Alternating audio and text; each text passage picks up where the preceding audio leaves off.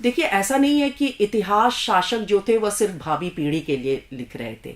इतिहास जो था शासक की उपलब्धियों का डॉक्यूमेंटेशन भी है।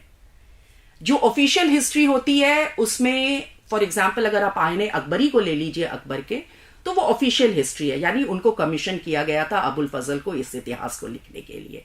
तो जितनी भी जानकारी जो है आपको उस किताब में जो है साम्राज्य के संदर्भ में मिलती है। फॉर एग्जाम्पल जो भी सूबा थे, जो भी प्रोविंसेस थे, यानी बहुत ही डिटेल्ड आपको जानकारी मिलती है उनके जोग्राफिकल लोकेशन के बारे में, उनके जो इंपॉर्टेंट सिटीज है उनके बारे में है।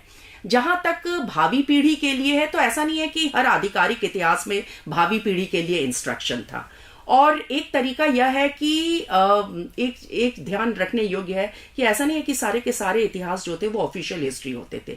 कुछ जो था गैर आधिकारिक इतिहास भी जो है वो लिखे जाते थे।